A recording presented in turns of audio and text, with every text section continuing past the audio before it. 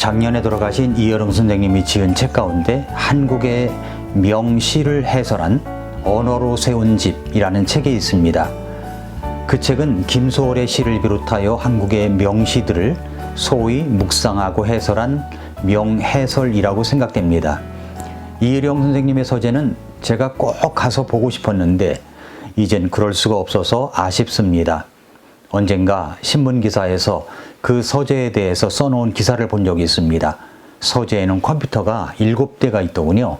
수년 전에 전자펜, 스캔 등을 활용하여 각 컴퓨터에 정보들을 저장해 놓고 필요할 때 꺼내 쓴다는 겁니다. 한국 문학계의 보물과 같은 분이라고 할 수 있습니다. 그분이 써놓은 언어로 세운 집이라는 책에서 엄마야 누나야 강변 살자라는 김소월의 시를 해설한 내용을 보고 저는 정말 탐복을 했습니다. 우리야 아이를 재우는 자장가 정도로 불렀지만 이여령 선생님은 그 시에 담긴 내용들을 마치 깊은 우물물을 길어내서 시원하게 마시는 한 잔의 물처럼 그렇게 내면을 시원하게 적셔주는 그런 놀라운 내용이었습니다. 학교 다닐 때 그 시를 배웠던 것과는 전혀 다른 설명이었습니다. 그 시를 풀어주는데 남녀의 젠더 공간, 어른과 아이의 화자 공간, 그리고 현존과 부재의 공간, 자연과 비자연의 공간, 전방과 후방 공간, 시각과 청각 공간, 열린 것과 닫힌 것의 공간, 수평과 수직의 공간, 무기와 유기 공간, 그리고 생명과 비생명의 공간 등을 들어서 설명을 하는데 정말 시의 깊은 묘미를 맛보는 그런 내용이었습니다. 시는 언어로 지은 집입니다. 우리가 집을 생각하면 벽과 지붕이 있는 전형된 모양을 생각하기 마련이지만 집의 내부를 보면 저마다 다른 생활을 느끼게 되는 것처럼 시는 언어로 지은 집인데 집이라는 것은 지붕, 외장재 등 외부뿐만 아니라 가구, 인테리어, 분위기 모든 것이 총체적으로 느껴져야 하는 것처럼 그렇게 시도 느껴져야 한다는 겁니다. 어떤 부인이 이 책을 읽고서 짧은 시인데도 이렇게 많은 의미를 담고 있는 것에 감동을 해서 남편에게 물었답니다. 여보, 엄마야 누나야 강변 살자가 무슨 뜻인지 알아요? 남편 왈. 결국 부동산 투자는 강변에 해야 된다는 뜻이지 자신의 투자 전망을 몰라주는 부모에 대한 원망이랄까? 라고 하더랍니다. 기가 막힌 부인, 할 말을 잃었답니다. 저는 이여령 선생님의 이 책을 보고 목마름이 생겼습니다. 영적 목마름입니다. 저는 성경을 그렇게 길어내는 사람이 되고 싶은 목마름이 생겼습니다. 그래서 시편을 생각하게 되었는데 시가 언어로 짓는 집이라고 하면 시편은 언어와 마음과 사랑과 은혜가 있는 열정으로 부르는 노래입니다. 마음의 상처로 가득할 때, 불안한 마음으로 두려움에 떨 때, 나를 미워하는 사람으로 인해 관계의 고통을 느낄 때, 냉랭한 마음으로 식어져 있을 때, 열정이 사라져갈 때, 즐겁게 노래하는 그 노래가 들려오지 않을 때 우리는 긴급 버튼 119를 눌러야 합니다. 마치 위급한 상황이 발생했을 때 119를 누르듯이 우리도 성경의 긴급 버튼 119, 바로 시편 190편을 눌러야 됩니다. 읽어야 합니다. 시편 119편을 읽을 때마다 깨닫게 되는 것이 참 많고 이런 감동적인 말씀을 두고두고 묵상하고 싶습니다. 성경 읽기 클럽에서 하루 동안 읽도록 되어 있는데 그렇게 읽기가 미안할 정도로 정말 두고두고 묵상하고 싶은 말씀입니다. 그래서 언젠가 우리는 성경 필사를 할 때 8절로 된 각 연을 22일 동안 22연이니까 성경 필사를 한 적도 있습니다. 시편 119편 97절은 이렇게 말씀합니다. 오 내가 주의 법을 얼마나 사랑하는지요. 그 법이 종일토록 나의 묵상이 되나이다. 그렇다면 저와 여러분은 이 말씀처럼 그렇게 하나님의 말씀을 사랑하십니까?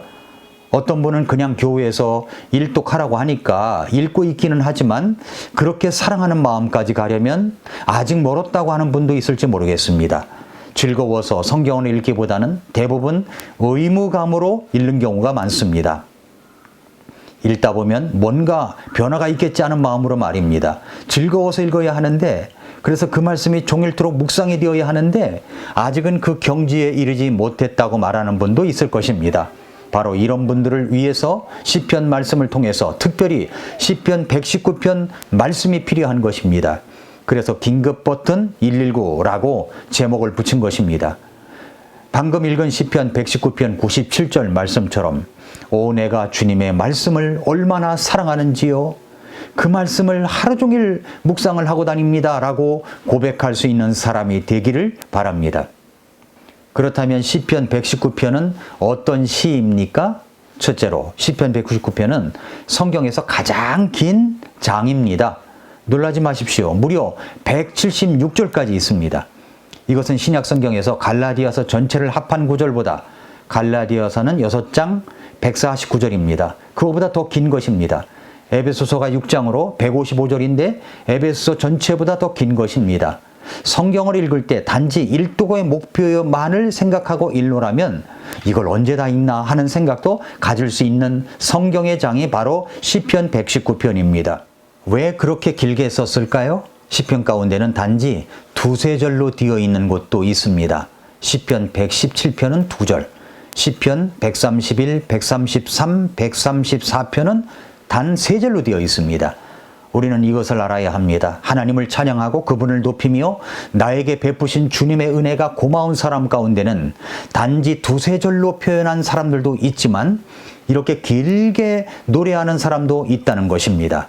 성경이야 짧으면 짧은 이유가 있는 것이겠지만 우리가 주님을 노래할 때는 때로는 짧을 때도 있고 길 때도 있습니다.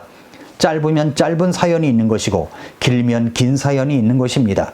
만약에 시편 119편으로 노래를 만든다면 이 노래가 하나 끝나기까지는 긴 오페라 공연 시간 이상 가지 않을까 그렇게 생각이 됩니다.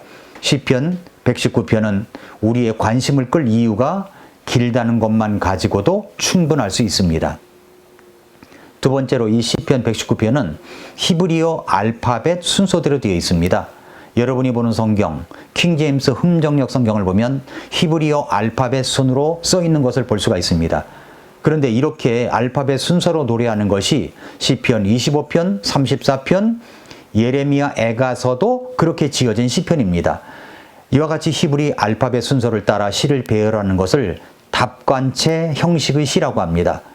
119편의 경우에는 각 알파벳 글자마다 한 년에 8절씩 배열을 하고 있습니다.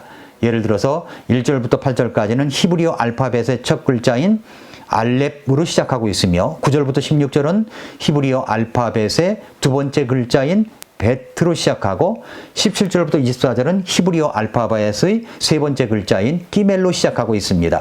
이런 식으로 시를 배열하다 보니까 119편은 무려 176절 22연으로 되는 긴 시가 되었습니다.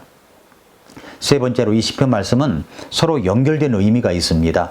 이 시편 119편을 기록한 시인은 매우 노련한 전문가임이 틀림이 없습니다. 이 시편은 서로 연결된 의미로 가득 차 있기 때문입니다.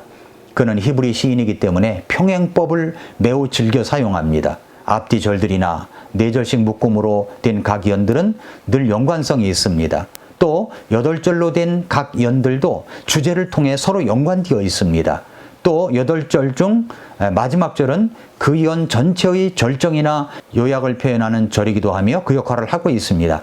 이 시편의 기자는 매우 체계적으로 이 시를 기록했다는 겁니다. 넷째로 이 시편 119편은 구약 속의 신약이라고 불립니다. 하나님이 직접 등장하는 대신 하나님 말씀에 초점을 맞추고 있기 때문입니다. 말씀과 같은 의미로 쓰이는 10개의 히브리 원어가 각 절마다 한 번 이상 빠짐없이 등장합니다. 유일한 예외는 122절입니다. 이 10개의 원어는 우리말로 주의 법, 주의 증언, 주의 판단, 주의 법규, 주의 말씀, 그리고 주의 훈계, 주의 명령, 주의 말씀, 진리 등으로 번역되어 있습니다. 주목할 것은 십계명과의 연관성입니다. 모세에게 주신 십계명은 히브리어 원어로 10개의 말씀들인데 시편 119편이 말하는 말씀, 즉 주의 법의 강령은 십계명의 강령과 동일하다는 겁니다. 시편 119편의 결론은 하나님의 말씀입니다. 하나님의 말씀은 태초부터 진리입니다. 완전하고 순결하며 영원한 생명의 원천입니다. 그래서 인간은 말씀대로만 하면 생명을 얻습니다. 말씀대로만 살아가면 풍성한 삶을 살 수 있습니다. 십계명은 인간을 속박하고 올가매는 규정이 아닙니다. 하나님의 백성들 삶 속에 깊이 뿌리를 내려야 할 사랑, 신뢰, 의지, 순종을 보여줍니다. 하나님의 백성들은 말씀, 즉 주의 법을 통해서 이 세상을 살면서 하나님의 뜻을 어떻게 받들고 있고 순종할 것인지 진리의 규칙을 배우게 합니다. 시편 119편은 176절이나 되는 긴 노래를 통해서 그리고 ABC송처럼 특징적인 운율을 통해서 하나님의 백성들에게 하나님의 애타는 메시지를 강조하고 있는 것입니다. 그러니까 이런 말입니다. 제발 말씀대로 살아라. 그러면 생명을 얻고 축복을 받을 것이다. 사랑하는 성도 여러분, 이 땅에서 순례자의 길 가면서 환난, 곤고, 실족, 방황, 때론 여러 가지 위협과 맞닥뜨릴 때 주저없이 우리 혼을 은혜로 적셔줄 긴급번호 119 시편 119편을 누르고 읽으시기 바랍니다. 그것이 바로 오늘을 살아가는 지혜입니다. 오늘도 미라클 모닝입니다.